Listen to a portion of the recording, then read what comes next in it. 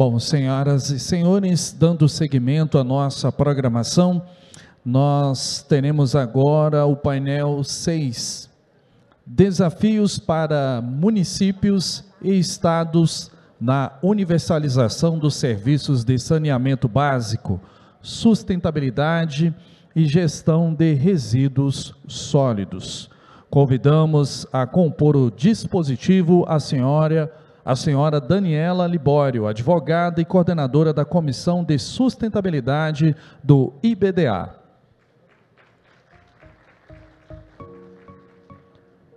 A senhora Karin Kesmayer, advogada, consultora legislativa do Senado Federal e professora do IDP. A senhora Natália Lima Barreto, doutora em Meio Ambiente e Desenvolvimento pela Universidade Federal do Paraná. O senhor Frederico Turola, doutor e mestre em Economia de Empresas pela Fundação Getúlio Vargas.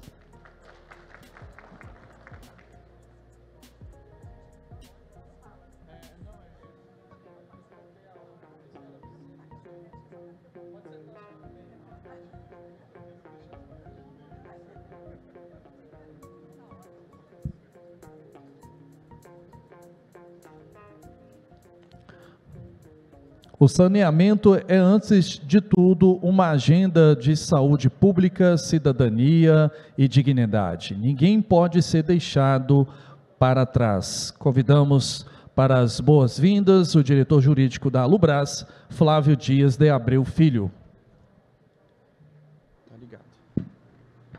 Bom dia novamente a todos. Eu pedi para poder fazer a abertura desse painel, porque tenho na mesa minha querida amiga, doutora Karin, agora meu querido amigo, doutor Frederico, doutora Natália, que não tive tanto tempo de conversar ainda, e a doutora Daniela, que é uma autoridade também no assunto.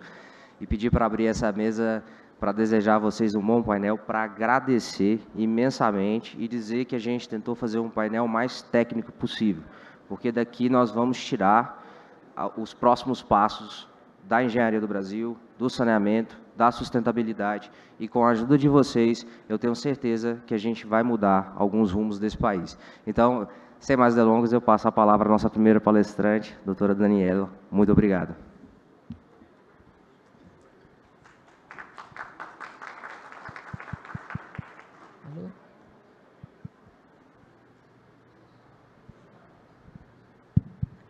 Alô, pronto. Bom dia a todas e todos, é uma alegria, uma honra para mim estar aqui. Obrigada, Flávio, pelo convite, ao Lubras, ao presidente Cláudio e aos meus colegas aqui de mesa, Karin, Natália, Fred, e a todas e todos vocês. O tema é gigantesco e para quem, como nós aqui técnicos, eu trabalho com as questões urbano-ambientais há mais de 30 anos, fazer recorte é sempre um desafio, mas se a gente não fizer um recorte, não se chega a lugar nenhum.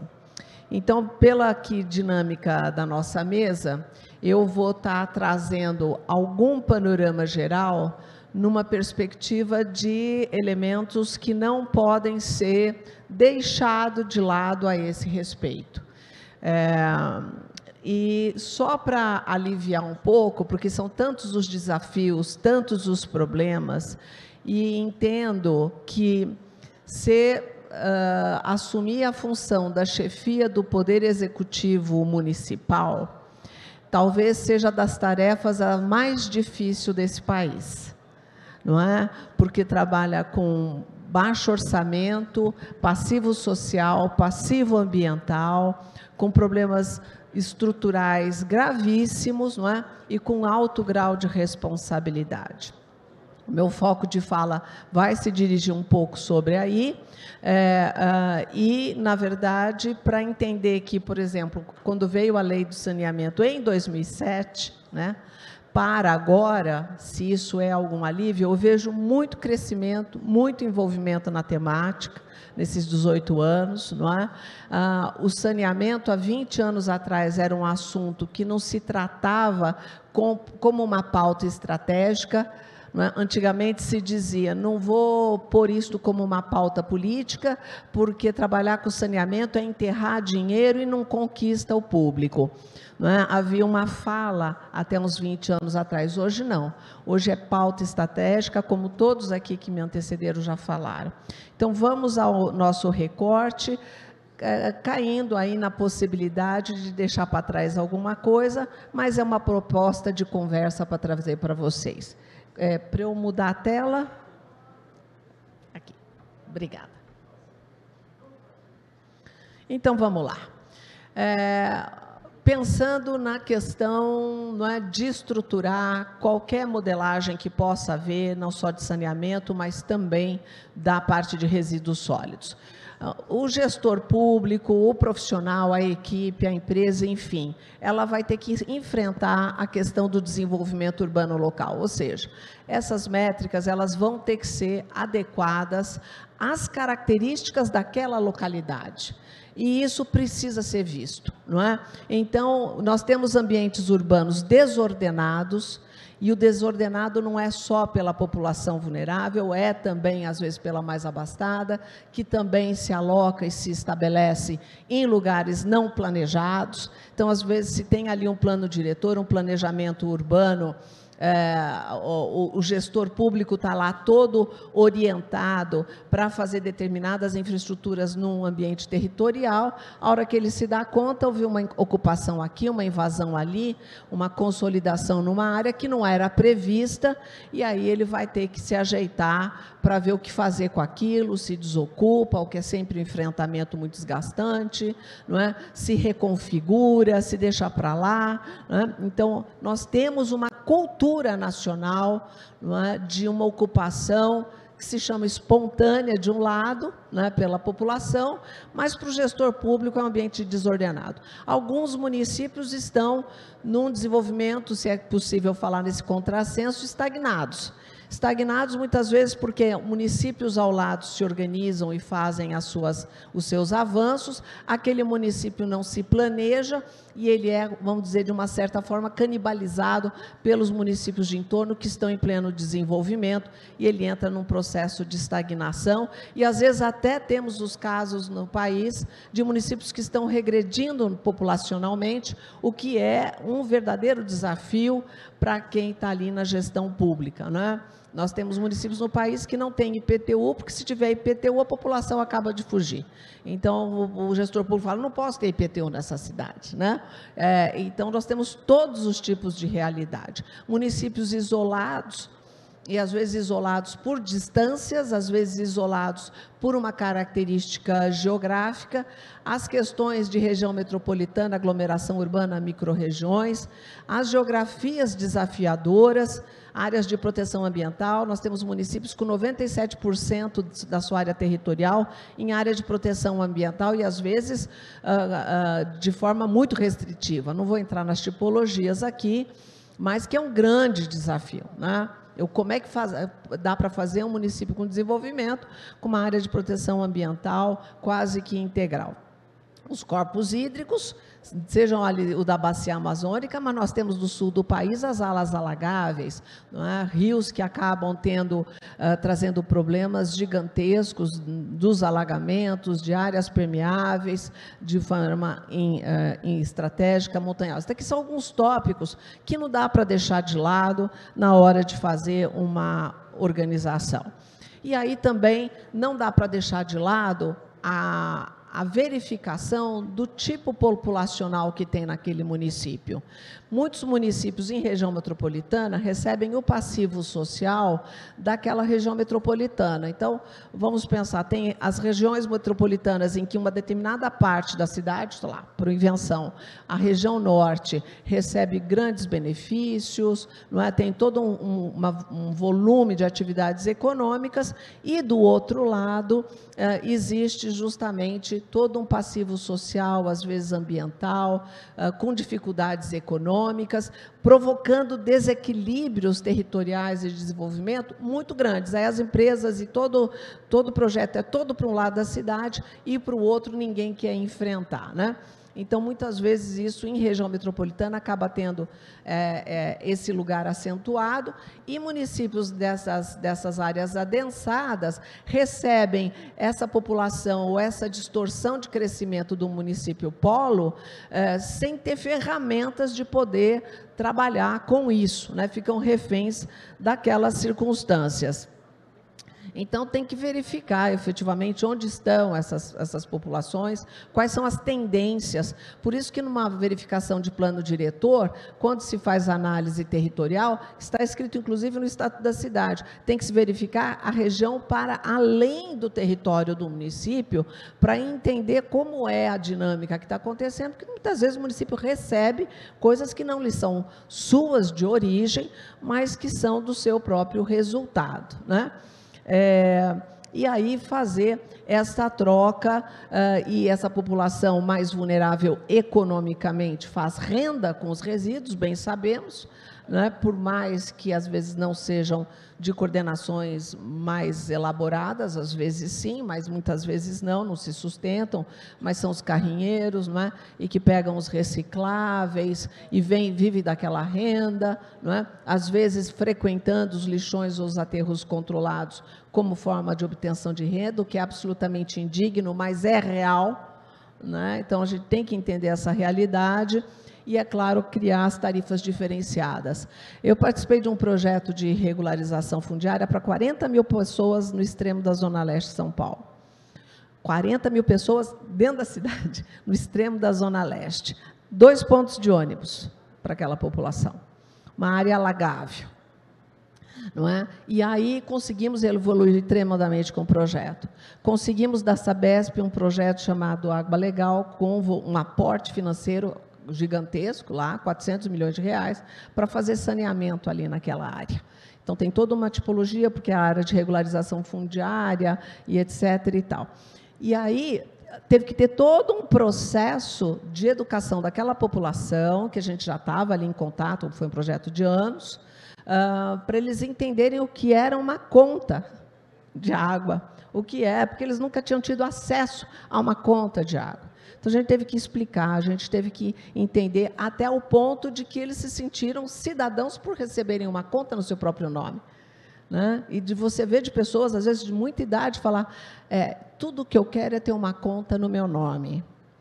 Então, eu acho importante a gente fazer um exercício de entender efetivamente que população é essa que a gente está atingindo, porque às vezes existem desafios que a gente nem pensa, como assim não sabe o que é uma conta d'água? O que tem ali? Aí com medo de que essa tarifa social vá virar uma tarifa gigantesca, explicar que não pode fazer gato, não é? Então tem todo um elemento ali para ser trabalhado, né? Que é justamente isso, hábitos a serem trabalhados, né? Da queima de lixo, de acúmulo inadequado, de não separação.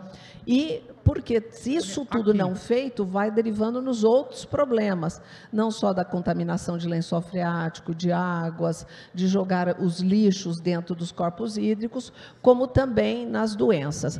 Eu não sei os dados atuais, vou ser sincera, mas há uns anos atrás eu fiz esse levantamento. Quase 60% das internações do SUS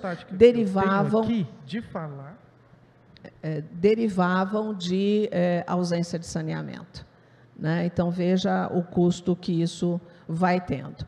Então, eu vou passar mais rápido, a fala foi diminuída no tempo, eu não sabia. Bom, enfim, a governança sustentável e planificadora, que é outro elemento. Então, essa atitude, o que eu quero trazer com isso? Todo município precisa ter uma postura planificadora, não é fazer um plano. Se o gestor público e a equipe local estiver com a cabeça de fazer um plano, não está saindo bem. Então, o que precisa entender? Precisa ter uma atitude planificadora. E isto significa conseguir capacitar agentes técnicos para isso, ter alguém ou uma equipe dentro da prefeitura que entenda e consiga fazer os levantamentos. Precisa ter uma regulamentação, não é? Uma regulação dentro do município que viabilize fluxo. A gente estava fazendo trocas agora há pouco, né, entre os colegas, dessa dificuldade que às vezes a gente, como técnico, vai lá, apresenta um produto e o município não tem, não é, uma regulação suficiente para abraçar o projeto que está vindo. Né? Ele entra em contradições, então é importante que haja esse fluxo e que o município esteja disposto a fazer esse avanço. É um pacto político importante, estratégico entre o executivo e o legislativo, com certeza, né? Tanto quanto possível a alimentação do dado e dos diagnósticos permanentes, e, quando possível, fazer os dados primários também, não depender só daquilo que é dado secundário produzido pelos outros institutos, não é? Tudo que puder ser alimentado com a coleta, com a volumetria de resíduos, com o perfil de resíduos. Então, vamos pensar o seguinte: se eu tenho uma área residencial que vai produzir lixo orgânico, eu tenho uma população lá, nem todo bairro residencial com o mesmo número de população vai produzir o mesmo tanto de lixo. Não pode ser essa métrica. Por exemplo, se é um bairro residencial em que a população é predominantemente adulta e ativa, ela praticamente não vai produzir lixo na sua residência.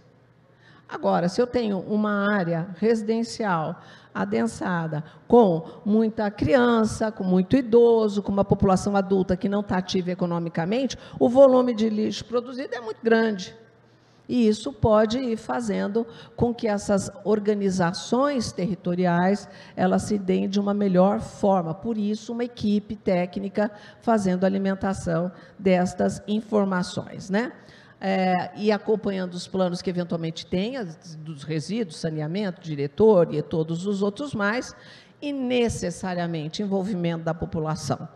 E aqui eu vou pincelando algumas questões que me vêm à mente, e falando das modelagens, que depois os colegas também vão trabalhar um pouco. Para quem gosta da possibilidade de fazer uma PPP, mas a provocação que eu quero trazer não é exatamente sobre a PPP, mas é porque seria um quarto P. A gente não pode esquecer do quarto P da PPP. Então, parceria público, privada e a população. Não tem como, não é? Se a gente não entende a população que está lá, se a gente não consegue identificar as lideranças locais para poder fazer um trabalho de conexão e transformação de mudança de comportamento, não adianta nada. Então, assim, a brincadeira é a seguinte: pense o gestor local que ele vai ter dinheiro infinito para resolver seu saneamento, seu resíduo sólido, porque sempre a questão é, não temos dinheiro. Então tá, você tem cheque em branco, resolva. Se ele não tiver essas coisas que eu estou falando, não vai resolver. Então, óbvio que a questão do financiamento é estratégica, não estou dizendo isto, mas é uma condição necessária, mas ela não é suficiente. E envolver a população é absolutamente necessário para fazer esse avanço, não só para fazer uma participação numa audiência pública, não só para fazer uma consulta, não é? Mas para fazer o envolvimento na mudança de cultura, de comportamentos ali. E aí tem todas as interconexões que eu falei, se for para fazer elaboração de um plano, não vai dar em nada. Então, se tem para a parte de ordenação de território, mesmo para o município que não precisa fazer plano diretor. Artigo 30, inciso 8º da Constituição Federal. O município tem competência privativa para fazer ordenamento do seu território. Então, mesmo que não seja o plano diretor, ele tem que fazer ordenação do seu território. É obrigação, é competência privativa.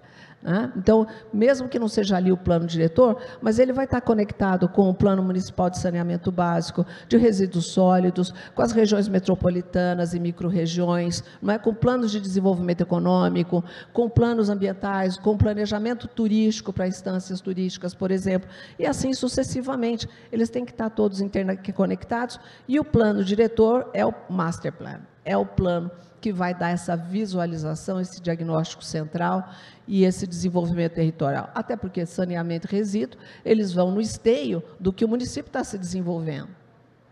Então, esses planos, eles têm que olhar para o plano diretor ou para o plano de desenvolvimento para entender para onde vão crescer e como vão crescer, onde não pode crescer, onde não deve crescer. Não vamos crescer ali, porque ali é uma área de proteção integral, ambiental integral, não pode ir para lá. Então, bom, então já sei que esse é território do município, não vou ter nada, não posso fazer um aterro ali, por exemplo, ou coisas que o valham, não é? E aí é a questão que se agrega, né? Então, as cidades hoje em dia elas têm que ter sustentáveis, resilientes, inteligentes, justas, inclusivas, adaptadas às mudanças climáticas, né? É um volume de questões que se colocam, mas essencialmente é conhecer a sua realidade territorial, conhecer a sua realidade populacional, ter estrutura dentro da gestão pública municipal, para aí também fazer as interconexões. Qual é a provocação que eu estou trazendo? Esses assuntos, eles são regionais, necessariamente, mas eles são necessariamente locais também. Não existe regionalização se cada região e cada município não souber o seu DNA. Que regionalização é essa, onde os municípios não sabem o que são dentro desses parâmetros? Então, são regionalizações que vão existir de forma distorcida. Regionalizar, por qualquer modelo que seja, não significa abrir mão das suas competências locais, e nem pode afastá-las, não é? Abrir mão das competências locais e do conhecimento a que deve ser feito para poder entregar, seja na modalidade de um consórcio, de uma concessão, de uma microrregião, ou de qualquer outro projeto de regionalização que possa surgir, né? Não se abre mão com relação a isso, né? Então, é isso que eu estou trazendo para vocês. Os diagnósticos, a equipe técnica, o envolvimento institucional regional, a troca de ideias, pode haver parceria entre dois municípios sobre uma temática, não existe ali com o outro, mas eu já vou estabelecendo e quebrando barreiras que podem ser justamente na coleta de um tipo de resíduo, ali eu tenho um incinerador, lá não sei aonde eu tenho um aterro que pode absorver o que eu estou produzindo aqui, não é? Porque o lixo ele é produzido localmente, num lugar, mas o que leva ele a ser regional são justamente as pessoas e os processos produtivos que o compõem. Não é? Então, se tem empresas, se tem indústrias, se tem os comércios, não é? Se tem uma diversidade gigantesca de habitações, não é? Porque temos muitas tipologias de habitação hoje em dia. Então, há que se verificar, não é? Que aquilo que é produzido num local, na verdade, ele é a consequência de uma postura regional. Mas eu preciso saber que ele está lá. E aí nós temos também as outras questões. Então, está sendo produzido aqui, mas a responsabilidade dessa produção não vem daqui?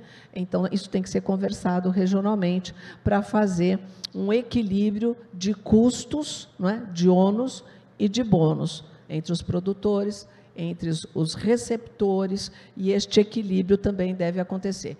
Quem na região vai ter um aterro? Quem na região vai ter um incinerador? Quem na região vai ter, sei lá, eventualmente compostagens? Quem na região vai ter? Isso são passivos eventualmente ambientais, mas que podem gerar renda. Então, essas estratégias territoriais, elas são necessariamente, devem ser conversadas diante já dos diagnósticos prévios e cada município entender a que se presta. Tem municípios que são muito fechados, que se acham ali organizados, e nós temos casos de municípios que não querem participar de nada. Não é? Existe isso. E tem municípios ao contrário, que eles esperam que o Estado ou a regionalização, né, resolva tudo para eles.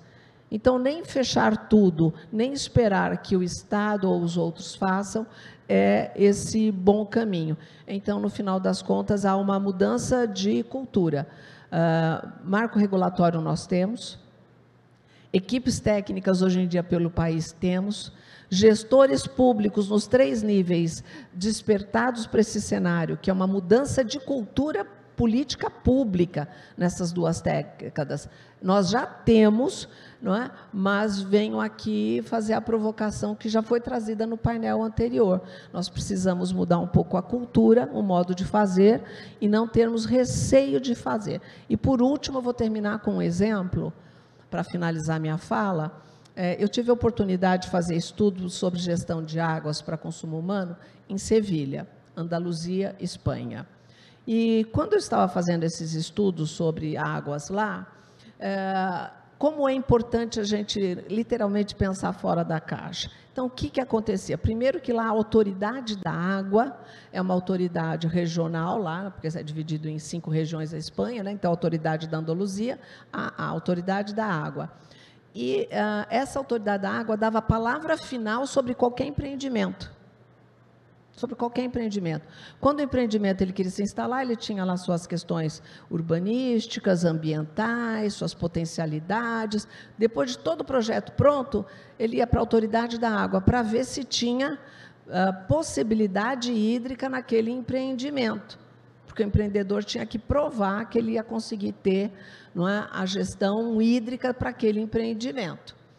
Senão, a vedação era a palavra final. A autoridade da água falou que não pode, não pode. Para vocês verem que tinha toda uma outra alocação. E também, lugares pequenos, abaixo de 3.000 habitantes, muito distantes de grandes centros, podiam ter um sistema próprio, estimulado pelo governo central, de autonomia, de saneamento, de resíduos e, inclusive, de produção de energia.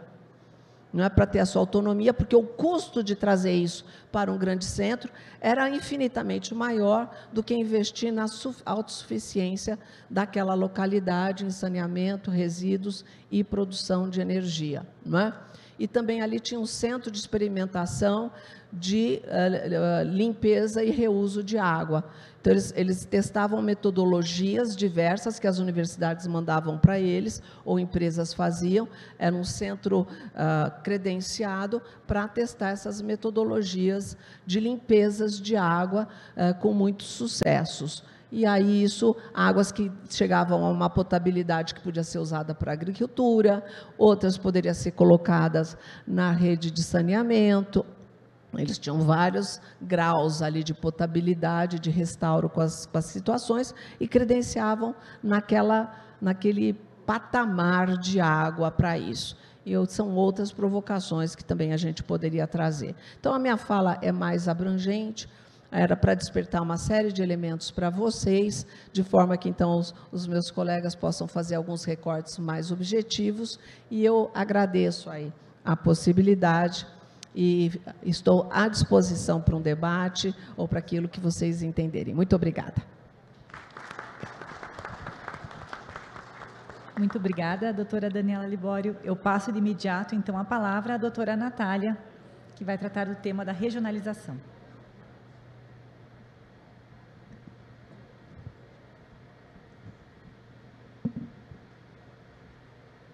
Bom dia.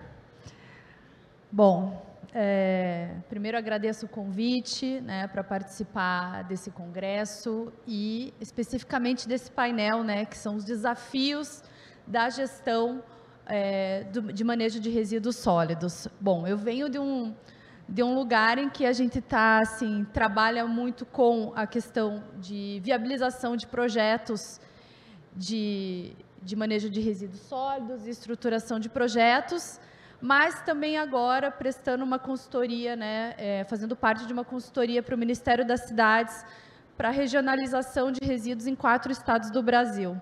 Então, dessas inquietações, desse projeto que ainda está em andamento, eu trouxe aqui algumas provocações, né, e lanço a pergunta para todos: prestação regionalizada de resíduos, o que falta? O que falta para a gente fazer isso acontecer? Bom, vamos começar com alguns fatos, né? Hoje a gente tem, né, pelo estudo mais atualizado da ABREMA, que possui até um refinamento técnico um pouco maior do que os dados do Cinisa, ao menos 41% dos resíduos sólidos do Brasil ainda tem a destinação final ambientalmente inadequada, ou seja, lixões e aterros controlados, né? Não estamos nem falando de tecnologias de tratamento, estamos falando aqui do básico da Política Nacional de Resíduos Sólidos de 2010, né, cujas metas nós ainda não alcançamos. Temos 3 estados no Brasil que lançaram mão, né, de uma forma de estrutura de governança, de regionalização, um pouco mais alinhada com a atualização do Marco Legal de Saneamento. que trouxe aí 3 figuras principais de regionalização institucional, regiões metropolitanas e micro-regiões, unidades regionais e blocos de referência. E temos, pelos dados do Cinisa atualizados, a gente vê uma grande discrepância na questão institucional. Então, assim, a gente tem muito mais delegações de agências reguladoras para o setor de água e esgoto do que para resíduos sólidos. Então, assim, nós temos uma infinitude de contratos de resíduos sólidos que não observam o artigo 11 do Marco Legal de Saneamento, ou seja, não são contratos de concessão, não tem uma delegação da entidade reguladora. Inclusive, na questão de regionalização, o Cinisa ele fornece um painel de regionalização de água e esgoto, mas a gente ainda não tem esse painel, embora o Ministério das Cidades tenha feito um estudo muito completo, que eu vou indicar aqui, que foi publicado no ano passado, com um panorama dessa regionalização para resíduos. E é bem interessante, porque eu fui procurar também informações sobre investimentos, que é uma das informações do formulário do Cinisa. Então, no relatório do Cinisa, a gente tem essa noção dos investimentos do último ciclo para água e esgoto, mas eu não localizei para resíduos sólidos. Então, eu não consigo aferir exatamente como que está se dando o crescimento de investimentos na área de resíduos sólidos. A gente ainda tem uma informação incipiente em relação a isso. E, pelo levantamento mais recente do Radar PPP, aparentemente temos 178 iniciativas de estruturação de concessões, sendo que 130 são municipais, 43 consórcios e 5 estaduais. Não tenho conhecimento do grau, do status de desenvolvimento desses projetos, mas esse fato revela que há uma predominância de projetos ainda em escala municipal. E um panorama legislativo aqui desse desenvolvimento. É interessante porque na Política Nacional de Resíduos Sólidos, muito a gente tem a ideia de que ela falou só de consórcios intermunicipais. Então, foi desenvolvido muito a institucionalização de consórcios. Mas lá na Política Nacional de Resíduos Sólidos já se falava também em micro-regiões. Só que de 2010 até 2023, não foi criada nenhuma micro-região, nenhuma estrutura de governança no formato de micro-região para resíduos sólidos. E quando houve a atualização do Marco Legal em 2020, em razão do risco de se instituir blocos de referência pela União, os estados fizeram uma corrida para criação de estruturas de governança regionalizada, a fim de ter alocação de recursos federais. E isso aconteceu mais para água e esgoto, não para resíduos sólidos. E daí o decreto regulamentador da questão da prestação regionalizada, de vigência de 2023, também por uma pressão do setor de resíduos sólidos, fez incluir que se consideraria, para fins de requisito de prestação regionalizada, os consórcios intermunicipais, mas com adendo, desde que não fosse ainda criada blocos de referências ou unidades regionais ou micro-regiões pelos estados. Então, esse decreto fez esse adendo, porque na atualização do Marco Legal de Saneamento, quando fala em prestação regionalizada, ela diz que os consórcios intermunicipais, eles seriam exclusivamente com o objetivo de financiamento da implantação, e nem tanto da questão de planejamento, execução, e prestação desses serviços. Então, ficou uma redação um tanto quanto restritiva em relação aos consórcios, por isso que no decreto regulamentador se entendeu que, para fins de comprovação, os consórcios poderiam ser considerados. E que o critério de orientador dessa definição seria a destinação ambientalmente adequada. uma atualização também importante, né? O governo, ele atualizou as diretrizes para a estruturação de projetos de concessão, né? A gente tem uma nota conjunta do Ministério das Cidades, junto com o Ministério do Meio Ambiente. Temos 10 diretrizes para os projetos de concessão de resíduos sólidos urbanos no Brasil. E vejam só, qual que é a primeira diretriz que deve ser observada nesses projetos? A abrangência territorial e escopo da concessão.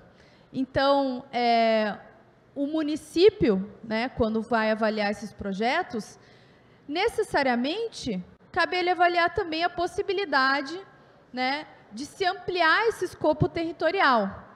E, claro, das iniciativas que a gente acompanha de centrais de tratamentos, aterros sanitários, etc., a gente vê que daquele primeiro ciclo de 2010, muitos aterros já estão com a vida útil em finalização, necessitando ampliações. Então, nessas ampliações, nesses projetos, a gente vê uma grande oportunidade, né, para que esses projetos ampliem a sua capacidade de recebimento, né.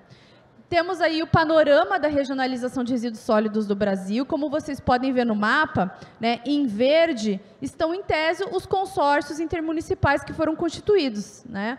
Mas a gente não tem ainda, né, esse refinamento em relação à operacionalização desses consórcios. Muitos consórcios foram criados, mas não são operantes. Ou são operantes, recebem recursos, às vezes, para uma parcela pequena do ciclo da rota tecnológica de resíduos. Às vezes, recebe recursos para a questão de reciclagem, né? Mas não necessariamente tem projetos estruturados de concessão. E em riscado estão os estados que desenvolveram ou unidades regionais ou microrregiões, no caso, né, Amazonas, e Goiás e Espírito Santo. Em contraposição, né, nesse mesmo estudo, nós temos o mapa da disposição final ambientalmente inadequada. A gente vê que há uma relação entre consórcios e disposição inadequada nas regiões menos consorciadas, né, mas ainda assim, né, a gente vê que aquele modelo de consórcio, né, que esse discurso do consórcio, ele não está sendo suficiente. Por quê? Em primeiro lugar, né, a formatação e organização desses consórcios, ela não necessariamente vai garantir o cumprimento das metas de universalização, porque, afinal de contas, é uma decisão estritamente política e institucional dos municípios. Muitos municípios podem ficar de fora, muitos municípios podem não se organizar, e isso pode até gerar uma universalização dentro de um contrato do consórcio, mas a universalização territorial de todo o Estado, você não vai conseguir, né? Porque ela depende, né, de uma vontade política do gestor. Às vezes desprovida de subsídio técnico e econômico, ou seja, a gente não tem um estudo, às vezes não tão providas, acompanhadas de um estudo, para verificar se realmente aquela formatação ela tem uma sustentabilidade econômico-financeira, né? Se municípios de porte menor vão conseguir ser beneficiados, né, pela questão do subsídio cruzado, que a gente vai falar um pouquinho. E também eles dependem de uma extrema burocracia de implantação e instabilidade política. Então, o que acontece muito primeiro, você ter, às vezes, um protocolo de intenções e esse protocolo não ser ratificado na Câmara Municipal, né? Ou, eventualmente, por divergências políticas, municípios saírem, entrarem, e isso gerar uma grande instabilidade, né, que não é condizente com grandes projetos de concessão de longo prazo. E o que a gente vem trabalhando, né, para mostrar por que a regionalização é importante e talvez nos moldes mais alinhados com a atualização do Marco Legal de Saneamento Básico, é que essa prestação de regionalizada, ela é condição sine qua non para conseguir a universalização que se pretende, né, e o cumprimento das metas da Política Nacional de Resíduos Sólidos. Quando a gente está falando em geração de ganho de escala, a gente está falando redução de custos operacionais, redução de valor de tarifa, redução de valor de taxa, e mais do que isso, né, a gente está garantindo o subsídio cruzado, que muito se fala em água e esgoto e pouco se fala para resíduos sólidos, para permitir que aquele município menor, com pouca atratividade para o parceiro privado, seja atrativo, né, abarcando uma área de abrangência territorial maior. A gente está falando em simplificação na gestão, porque você consegue uniformizar o plano microrregional, uniformizar os critérios de fiscalização e de regulação, e você tem um compartilhamento, né, no planejamento e na execução desses contratos. E também, né, ele é um requisito para a priorização de alocação de recursos e financiamentos federais. Tá? Esse ponto, ele é importante porque, na verdade, o que se exige em lei hoje não é necessariamente que a prestação regionalizada aconteça, mas que os estados, eles tenham o projeto de lei, né? Então, aqui a gente vai falar um pouco desse percurso da prestação regionalizada, né? Pelo menos nos modos como a gente vê hoje. Isso necessita ter estudos, tem que estar subsidiada, né, por estudos técnicos, financeiros. Então, a gente está desenvolvendo, enfim, uma série de metodologias e ferramentas para se chegar nessa definição desses arranjos intermunicipais, né? E também a publicação, né, de leis para a instituição dessas estruturas de governança, e eu estou falando especialmente das micro-regiões e unidades regionais. No caso das unidades regionais, ela depende da adesão dos municípios, mas nós temos estados em que promoveram a unidade regional para água e esgoto, em que nenhum município aderiu ainda, né? Então, como que você vai viabilizar economicamente isso? Talvez, né, o formato de micro-regiões para alguns contextos em que há essa dificuldade de mobilização e em que há uma necessidade de máxima participação dos municípios, em que você não pode prescindir de nenhum município para garantir a sustentabilidade econômico-financeira, talvez o formato de micro-regiões seja interessante. E o decreto também exige um regimento interno, e os estados, no formato de água e esgoto, publicaram os regimentos internos provisórios.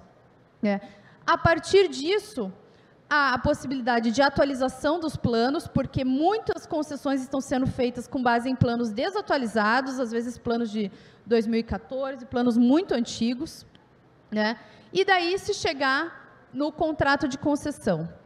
O que a gente está observando, até nesses estudos da questão de regionalização, é que muitos contratos de concessão foram feitos sem estudos de engenharia de qualidade. Então, aí, eu acho que a Alubras tem um papel fundamental para impulsionar esses projetos e impulsionar esses estudos, porque a gente vê muitos contratos de concessão que não tem nem anteprojeto na forma de lei de licitações, né, em termos de levantamento topográfico, memorial descritivo de construtivo, elementos mínimos para que se tenha uma adequada proposta comercial dos licitantes. Então, há uma necessidade de melhoria desses projetos e, numa concessão regionalizada, você consegue aprimorar, você consegue aprimorar a qualidade desses estudos. O benchmark aqui que eu cito, né, justamente esses fluxos de processos para o setor de água e esgoto. Tem o estado de Goiás, que está promovendo os estudos, a gente não sabe ainda como é que eles serão, né? Mas eu cito esses dois modelos no seguinte sentido: a partir do momento em que foi criadas as micro-regiões ou as unidades regionais, na sequência, os projetos de concessão começaram a ser desenvolvidos, muitos já foram finalizados, muitos estão na praça, né? Para 2025, 2026, a gente tem uma previsão de crescimento de projetos de água e esgoto incrível, né? Então, assim, eu estou vendo que a estruturação da governança regionalizada, né, no formato do novo marco legal de saneamento, talvez seja o caminho e a chave, a peça necessária para a gente construir melhores projetos de concessão, para a gente construir a universalização desses serviços, né? E cito aqui um case que nós trabalhamos ali no escritório, né, para mostrar que ainda muitos municípios estão na contramão do que a gente está buscando pelas nossas referências normativas federais. Muitos municípios estão instituindo leis vedando o recebimento de resíduos de outros municípios, ainda que eles próprios disponham os seus resíduos em outros municípios, para evitar que projetos aconteçam nesses municípios. Então, a gente trabalhou nesse caso, nesse incidente de inconstitucionalidade ali no Tribunal de Justiça do Paraná e conseguimos declarar a inconstitucionalidade de lei municipal que vedava esse recebimento de resíduos de outros municípios. Então, seria isso. Agradeço a oportunidade e fico à disposição. Obrigada.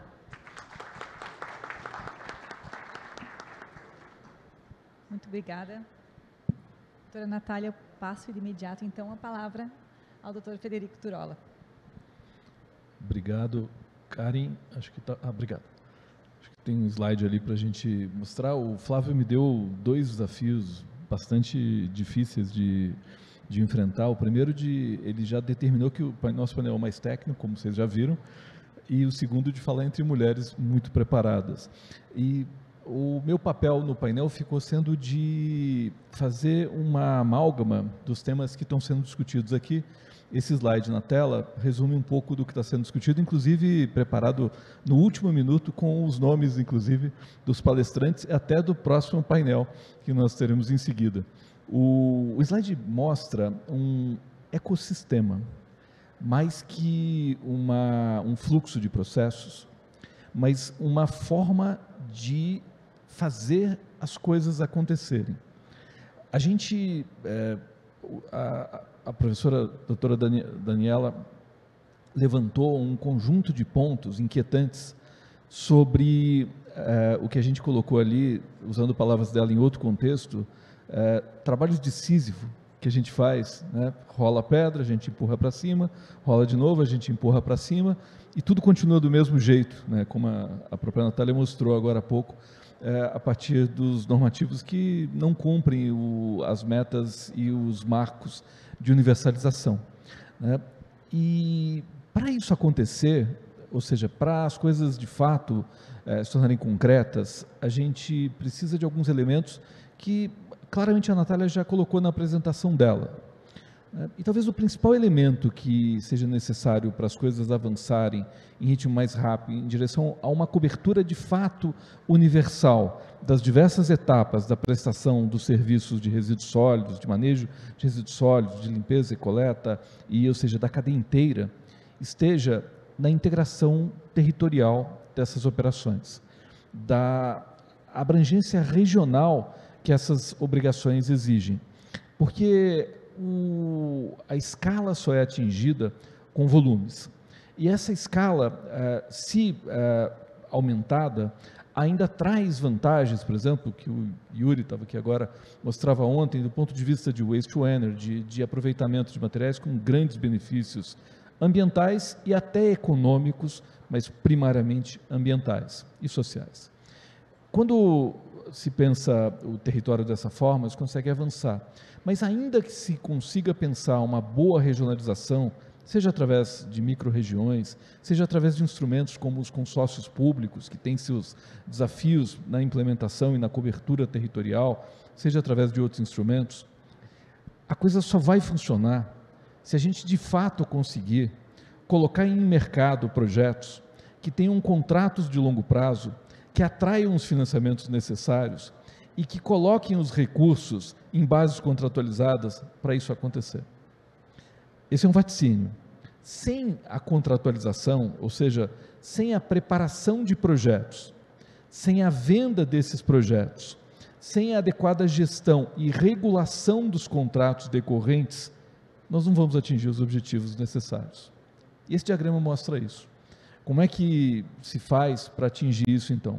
Dado o contexto que a doutora Daniela colocou, e quando quem está mais familiarizado com, por exemplo, o modelo de 5 dimensões, que é o padrão que o governo britânico desenvolveu na sua prática de políticas públicas, e que foi foi consolidada num modelo que eles chamaram de modelo internacional de aplicação desse modelo de políticas públicas, do Five Case Model, do modelo de 5 dimensões. No governo britânico, eles determinaram o seguinte: qualquer política pública, e principalmente as que envolvem investimento, e quase todas envolvem, tem que ser executada a partir de um conjunto de casos, de dimensões na tradução brasileira, que foi feita pelo Ministério da Economia, pelo então Ministério da Economia, com apoio de entidades multilaterais. E 2 desses casos são os que a Daniela propôs. O caso estratégico, ou seja, por que resolver a questão dos resíduos sólidos, por que acabar com lixões, e o caso econômico. O econômico não é financeiro, o econômico é quais as vantagens, externalidades sociais, ambientais e de competitividade para a economia, para a sociedade, de se trabalhar esses elementos. É exatamente o conjunto de pontos que a Daniela trabalhou.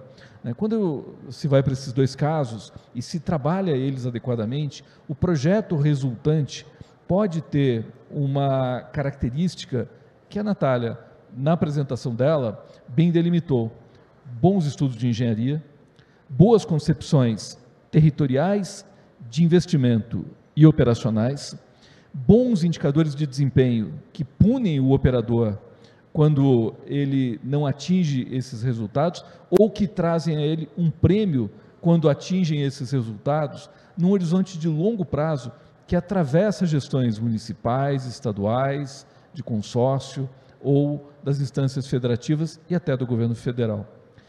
Quando a gente consegue pensar a coisa dessa forma e preparar projetos que fazem sentido, nós vamos diretamente para o estudo de viabilidade econômico-financeira, estudo de viabilidade técnica, econômica e ambiental, para o EVTEA, de algo dessa natureza, e aí o quadradinho em preto é a licitação, a venda desse contrato a um investidor privado, operador de resíduos sólidos, eventualmente consorciado com um player com mais capacidade financeira para dar estrutura financeira para a operação, eventualmente consorciado com um player de outra natureza que complementa, dependendo do escopo da operação, e aí você tem arranjos eficientes e de longo prazo e que efetivamente resolvem o problema e não só trazem a resolução do problema, como trazem também os instrumentos públicos para que se regule, gerencie, controle esse processo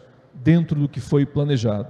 Porque um contrato de longo prazo nada mais é do que um planejamento de uma operação que envolve um investimento prévio. A gente está acostumado a falar em planejamento como o PNRS, como o PGIRS, como outros instrumentos de planejamento. Esses são instrumentos fundamentais de planejamento macro, mas quando a gente desce ao nível da operação do projeto, o planejamento se chama estudo de viabilidade técnica, econômica e ambiental, cujo produto é essencialmente um edital para ser colocado em mercado, para ser vendido e para ser financiado.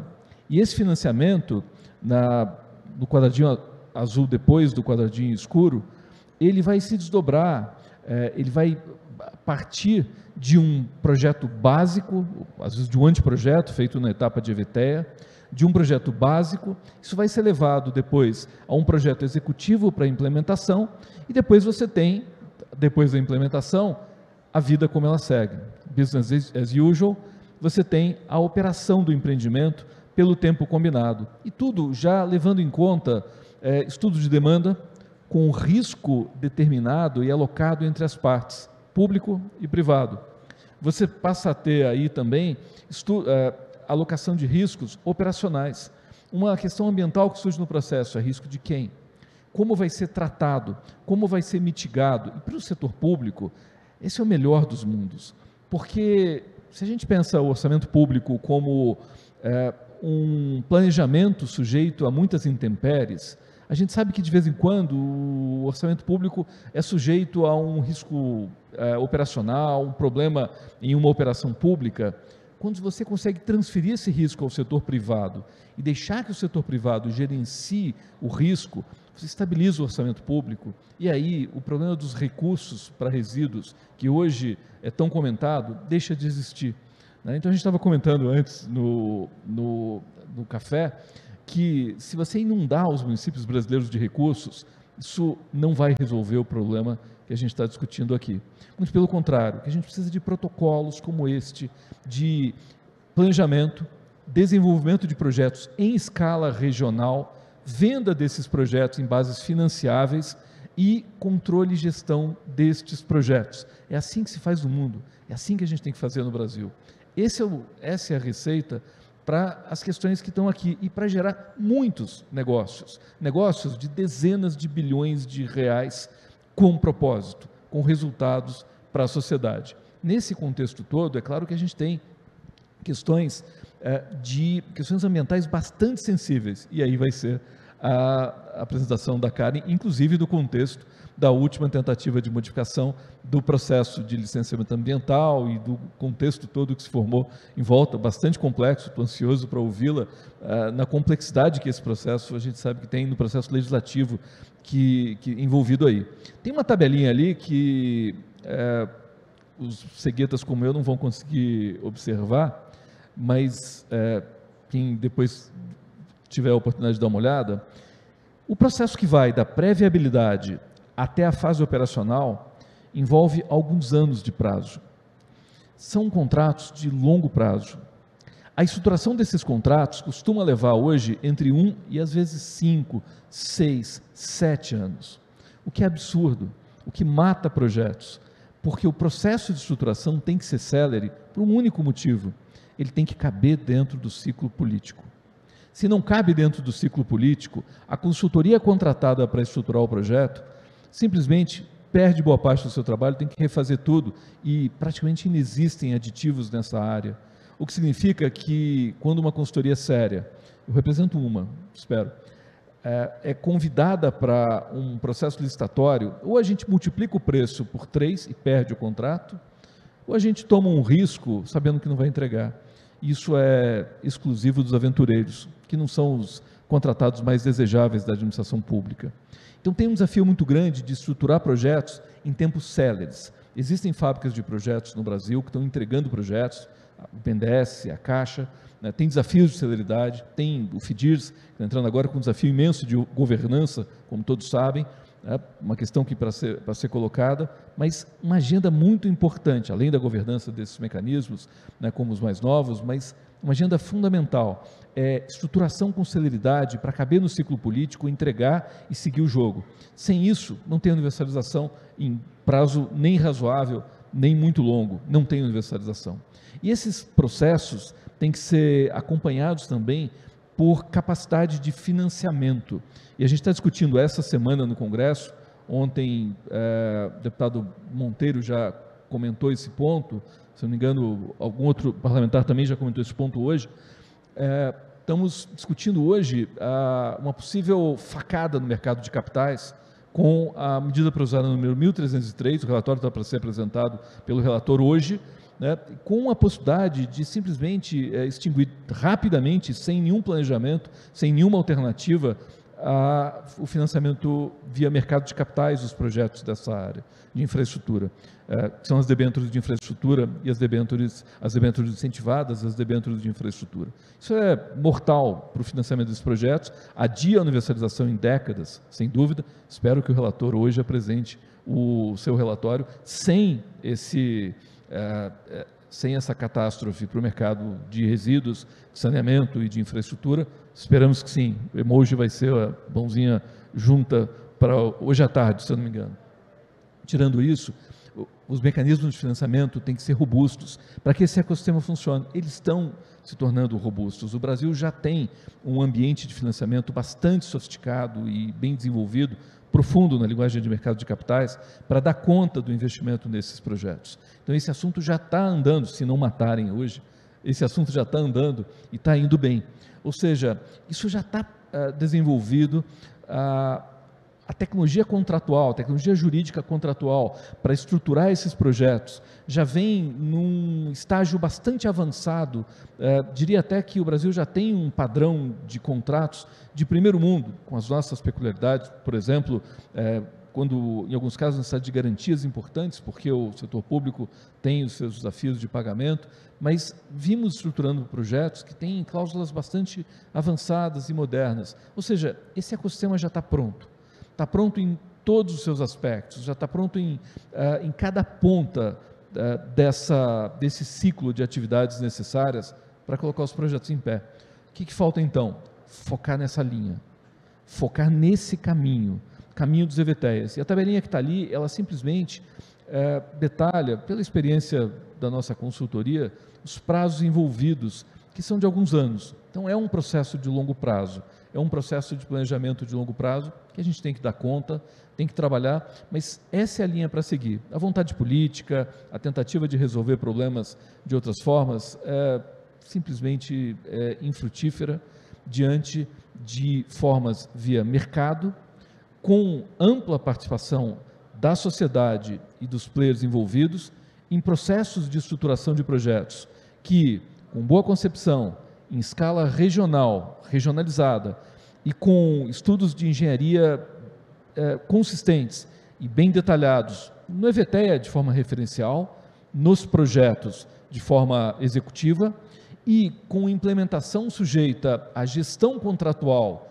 quando a gente fala de PPP, e regulação por agências, por contratos, com verificador independente, em vários modelos, no ambiente pós-contratual, isso certamente é o que vai assegurar não apenas a resposta ao desafio que está colocado aqui de universalizar esses serviços, que significa, em outras palavras, tirar este país do terceiro mundo em que se encontra, do ponto de vista desse assunto, e levá-lo a um patamar de nações mais desenvolvidas, mas também de gerar um volume de negócios gigantesco para empresas privadas de vários tipos que hoje competem de uma forma, a gente sabe, desafiadora, aproveitando brechas em contratos, muitas vezes emergenciais, precários, e transformar isso em negócios consistentes, de longo prazo, com retornos razoáveis, e no começo, claro, sempre mais altos,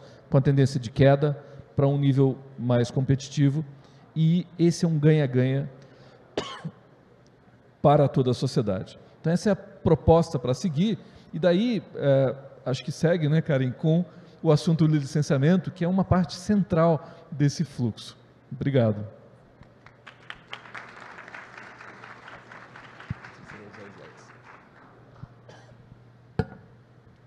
Bom dia a todos e a todas. Eu gostaria inicialmente de agradecer a presença e agradecer o convite que me foi realizado pelo Flávio, cumprimentar aqui também os colegas desse painel e, diante até do adiantado da hora, também pedir desculpas porque a minha fala vai ser bastante breve, né, de um tema que é um tanto quanto complexo, que é o licenciamento ambiental, como já foi aqui mencionado antes pelo Dr. Frederico.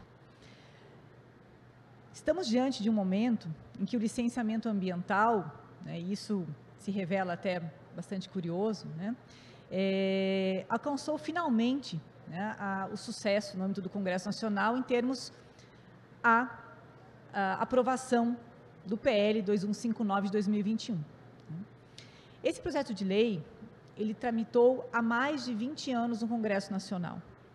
O licenciamento ambiental é um instrumento da Política Nacional de Meio Ambiente, talvez o principal instrumento da Política Nacional de Meio Ambiente, né, que se revela um tanto quanto complexo e geralmente é tido como um dos principais entraves para o desenvolvimento do país.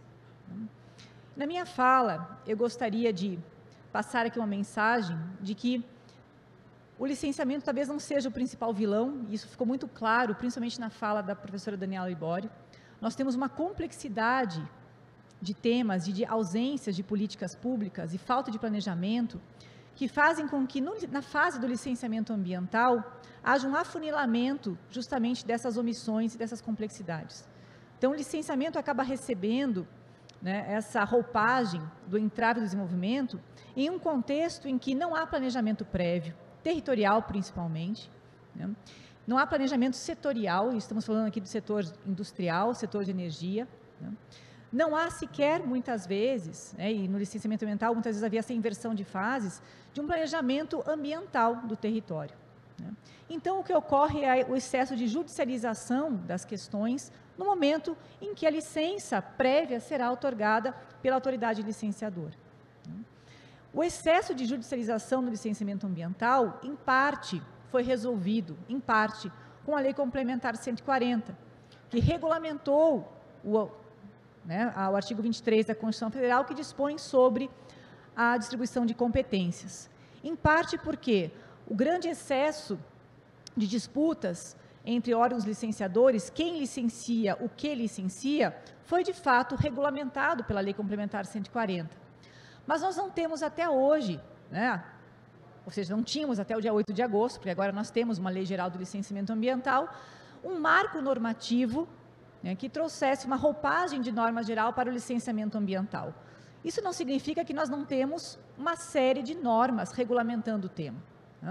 O licenciamento ambiental, rapidamente aqui, ele foi instituído pela Política Nacional de Meio Ambiente, como eu já mencionei, em 81. O licenciamento ambiental foi regulamentado por resoluções do Conselho Nacional de Meio Ambiente. O licenciamento ambiental, posteriormente, foi regulamentado pela Lei Complementar 140, no tocante à distribuição de competências. O licenciamento ambiental é regulamentado por leis, normas, decretos, regulamentos, enfim, instruções normativas, nos 3 âmbitos, pelos 3 entes federativos, dada a competência comum e a competência concorrente em matéria ambiental. Portanto, nós temos, segundo estudos até do Banco Mundial, mais de 9.000 normativos em âmbito nacional que justamente dispõem sobre o licenciamento ambiental. Mas nós não tínhamos, até o momento, uma lei geral do licenciamento ambiental no que diz respeito ao seu procedimento. Quais vão ser as etapas do licenciamento ambiental? Quais são as licenças passíveis de serem, enfim, regulamentadas pelos entes federativos? Quais são os prazos? Como se dará a intervenção dos entes intervenientes, como é o caso da FUNAI, como é o caso do ICMBio, como é o caso da Fundação Palmares? Então, essa lei se propõe justamente a suprir essa lacuna normativa, um estado de anomia, que incomodava todos os setores, os ambientalistas, a indústria e assim por diante. Então, avançamos no debate no Congresso Nacional em vários momentos. Um primeiro projeto oriundo da Câmara dos Deputados, que se propôs, inclusive, a disciplinar a distribuição de competências, que perde o seu objeto lá em 2010, 2011, com a lei complementar. Depois tivemos um longo período em que esse debate não foi para frente na Câmara dos Deputados, e, finalmente, em 2019, houve um movimento bastante promissor de termos um consenso entre os ministérios envolvidos, principalmente no âmbito do governo federal, Ministério do Meio Ambiente, a própria Casa Civil à época, tentando buscar um texto que harmonizasse os diversos interesses e a complexidade em se disciplinar um instrumento que busca, ao mesmo tempo, a proteção ambiental, e segue rigorosamente o princípio da prevenção em matéria ambiental, e, ao mesmo tempo, compatibiliza essa proteção ambiental com as atividades econômicas, com o desenvolvimento.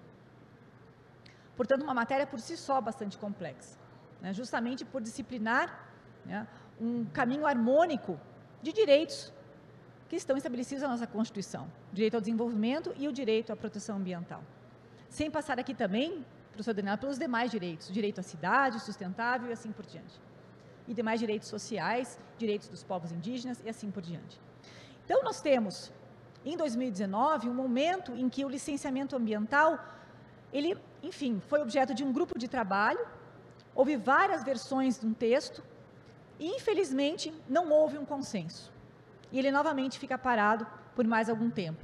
E em 2021, numa votação que ocorre noite adentro na Câmara dos Deputados, vamos ter um substitutivo ao projeto de lei, que é aprovado e é, então, enfim, avaliado, analisado pelo Senado Federal.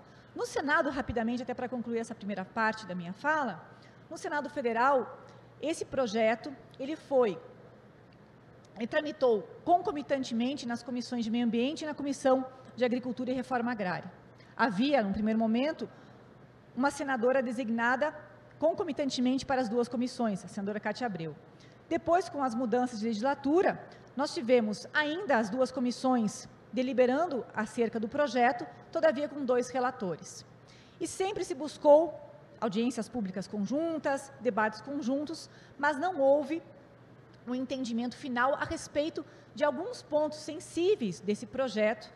Lembrando que é um projeto que contém 67 artigos, portanto, é um projeto robusto, que disciplina procedimentos, que disciplina diretrizes, que disciplina objetivos, que disciplina quais licenças poderão ser expedidas pelos órgãos, além de outras licenças que poderão ser regulamentadas pelos entes federativos, competentes para legislar sobre o tema, já que a competência é concorrente, suplementar, enfim, né, dos estados. E nós temos esses pontos sensíveis que, infelizmente, não foram, né, não alcançaram um consenso e que são objeto hoje de 63 vetos do projeto pelo Poder Executivo. Né? Esses pontos sensíveis, né, causam bastante incômodo, né, àqueles que atuam na área ambiental, porque fragilizam o próprio instrumento que se propõe a atuar de forma preventiva. Né? Então, eu vou passar aqui, nessa breve fala, e é claro que o licenciamento ambiental demandaria talvez um curso inteiro, algumas horas de debate. Eu vou passar para vocês como está esse panorama hoje do licenciamento ambiental, o que está vigente, o que está sendo debatido nesse momento, e apresentar esses pontos sensíveis. Né? Então, hoje, o que nós temos? Nós temos a lei número 15.190, de 8 de agosto de 2025, que ainda não está vigente. Né? A vigência é de 180 dias, portanto, somente ano que vem essa lei entrará em vigor, né? Que estabelece, de fato, o novo marco do licenciamento ambiental. Essa lei, todavia, esse projeto, né, foi vetado em 63 dispositivos, sejam artigos por completo, sejam alguns incisos, até muitas vezes para harmonização. Então, não significa que nós temos 63 oposições ao projeto. Muitas vezes temos um mesmo tema que foi vetado em dispositivos para justamente harmonizar o texto e não se tornar um texto aí desconexo. Ao mesmo tempo, temos uma medida provisória, essa sim, em vigor, a número 1308, de 8 de agosto de 2025, que cria a licença ambiental especial, que é voltada a empreendimentos estratégicos. Né? Foi vetado no projeto a licença ambiental especial, a LAI, houve o veto, para dar-se vigência imediata por MP. Né? Então, o objetivo da MP é exclusivamente dar vigência imediata à LAI, mas também houve alterações a essa licença ambiental estratégica. Houve a exigência do estudo de impacto ambiental, né? É uma licença ambiental voltada a empreendimentos estratégicos, de acordo com a deliberação bianual do Conselho de Governo, que é justamente um ator previsto na Política Nacional de Meio Ambiente, né? E houve a inserção, portanto, da exigência do EIA pela medida provisória. Ontem, se eu não me engano, dia 23, né, houve a instalação da comissão para deliberação dessa MP. E aqueles 63 vetos geraram uma lacuna, né, e uma lei totalmente inaplicável. Portanto, ao vetar os 63 pontos, o Poder Executivo apresenta imediatamente também um projeto de lei com a finalidade de suprir as omissões, né, decorrentes dos vetos e, ao mesmo tempo, disciplinar de modo a compatibilizar, né, os princípios do direito ambiental à norma do licenciamento ambiental. Ou seja, né, trazendo todos os dispositivos que foram vetados de modo a melhorar a sua redação, aprimorar a sua redação e disciplinar sem que haja disputas, né, ou eventuais questionamentos a respeito de seus possíveis vícios de constitucionalidade. Então, nós temos esse panorama, eu já falei aqui rapidamente da tramitação, nós temos esse panorama do licenciamento ambiental. O PL apresenta avanços ou retrocessos, né? O PL representa a solução para o desenvolvimento do país, né, aquilo que é veiculado, né, aquilo que é objeto dos muitos discursos. Não, esse projeto de lei e a lei não vão resolver o problema do desenvolvimento do país. Né? É claro que garantir maior segurança jurídica, garantir um procedimento célere, a própria lei institui uma série de instrumentos desburocratizantes, né, como é o caso da possibilidade de se utilizar o mesmo estudo ambiental já utilizado na mesma região, o que garante agilidade e desnecessidade de um custo maior para o empreendedor. A licença ambiental urbanística integrada, isso é muito importante para os municípios, também foi um avanço. Então, nós temos muitos avanços, né? Eu publiquei, acho que em agosto, um texto no Conjur, justamente mostrando que esse embate do é bom ou é ruim, nos extremos, não leva, né, a uma análise completa de um projeto que possui, sim, uma série de avanços. Mas os pontos sensíveis, eles estão justamente relacionados a temas, né, que podem, sim, desmantelar, né, o princípio da precaução ambiental, inclusive a própria autoridade do poder público em ter conhecimento dos empreendimentos de impacto ambiental que estão instalados em seu território.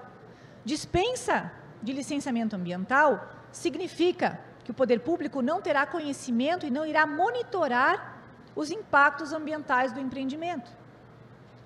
Diferente de uma licença simplificada, em que o procedimento é mais ágil, é mais célere, mas existe um controle prévio por parte do Estado, do órgão licenciador, seja municipal, estadual ou federal, né?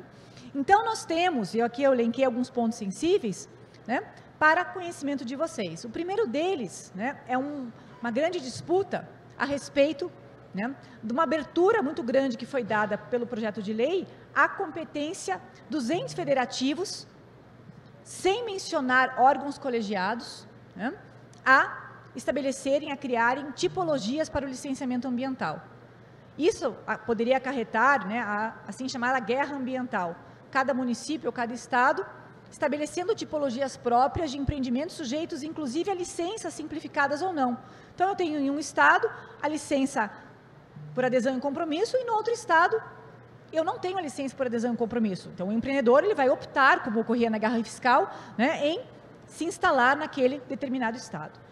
Então, esses dispositivos foram vetados e o projeto se propõe a incluir nessa redação a observância de padrões nacionais, que já ocorriam com as resoluções do CONAMA, que deixam de existir com esse projeto, né? Outro ponto polêmico, acho que todos acompanharam aqui, foi a LAC, a licença por adesão e compromisso, no artigo 22, que é uma modalidade de licenciamento ambiental simplificado, que foi prevista no PL para pequeno e médio porte e baixo ou médio potencial poluidor. E aí nós temos uma discussão longa no Supremo Tribunal Federal, que resultou nos últimos anos em um entendimento de que as licenças por adesão e compromisso já existentes em vários estados brasileiros, em muitos, né, se eu não me engano, mais de 12 ou 13 estados já normatizaram a LAC, né, inclusive por isso houve a discussão no âmbito do Supremo Tribunal Federal em relação à inconstitucionalidade das leis estaduais que disciplinaram essa modalidade de licença, né? Elas devem ser previstas apenas para empreendimentos de baixo potencial poluidor. O PL, portanto, reescreve o artigo 22, estabelecendo a LAC para empreendimentos de baixo potencial poluidor, mas pequeno e médio porte. Portanto, o que interessa é o potencial poluidor, não tanto o porte. Posso ter uma empresa, um empreendimento de médio porte, mas com baixo potencial poluidor, né? Outro ponto, e aqui diretamente relacionado com os empreendimentos e as infraestruturas de saneamento, né, diz respeito às dispensas do licenciamento ambiental. No plenário do Senado Federal, em última hora, né, houve a inserção de alguns parágrafos ao artigo 10 do projeto de lei, dispensando por completo o licenciamento ambiental de empreendimento de saneamento até o alcance das metas de universalização.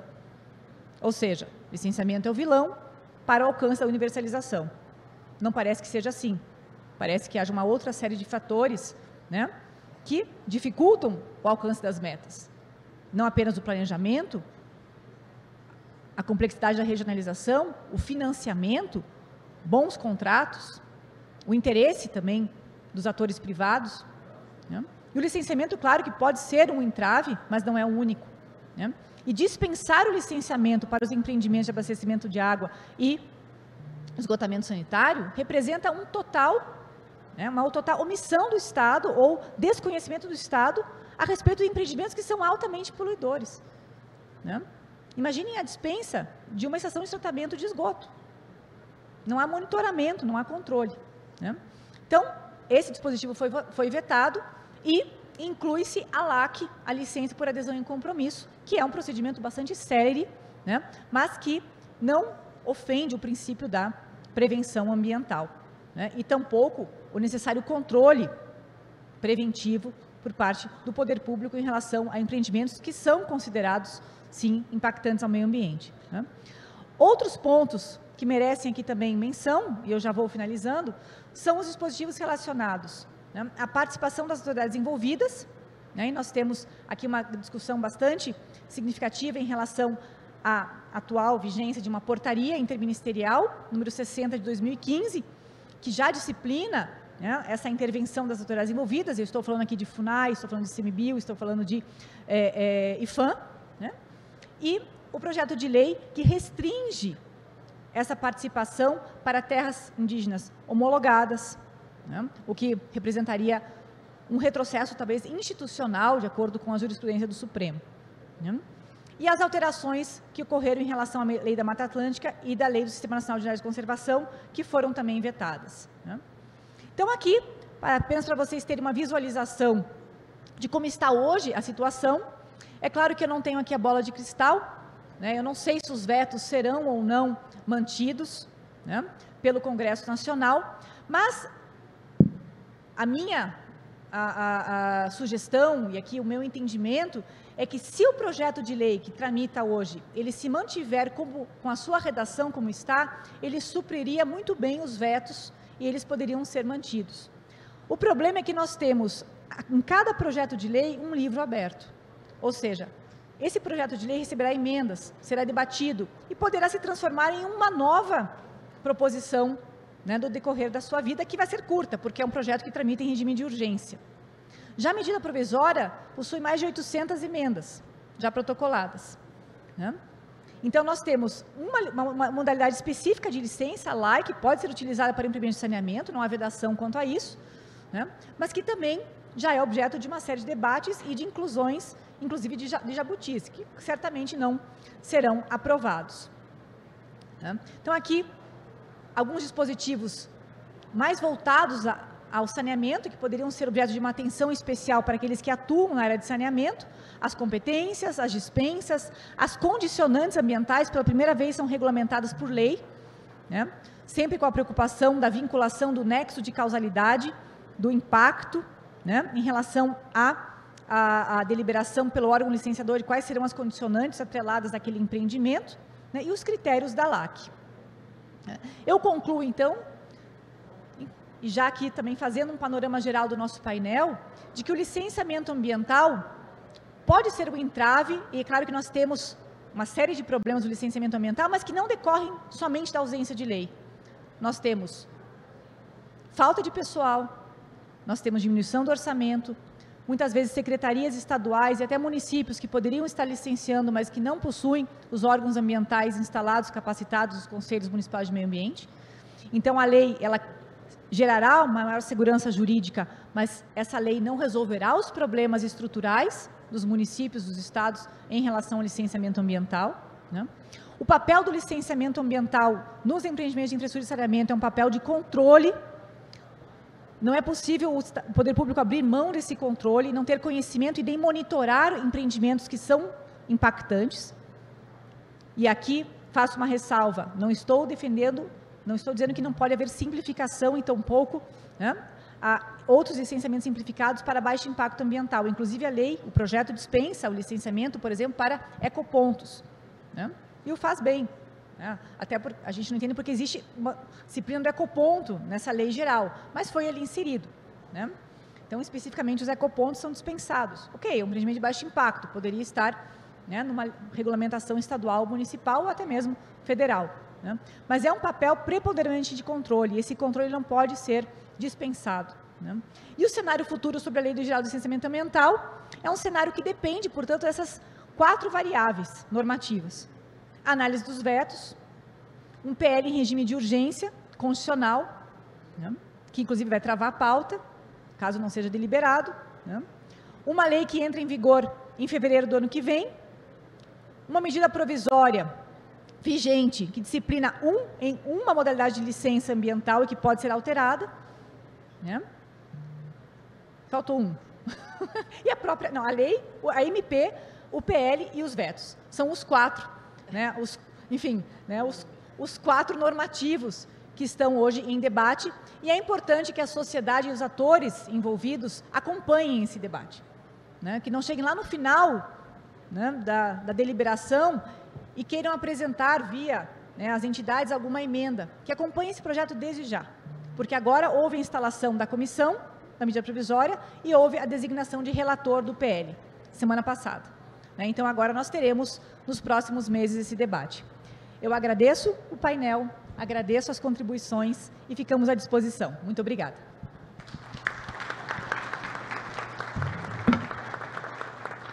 Agradecemos a moderação e também aos painelistas. Neste momento, convidamos para se posicionarem para o registro fotográfico.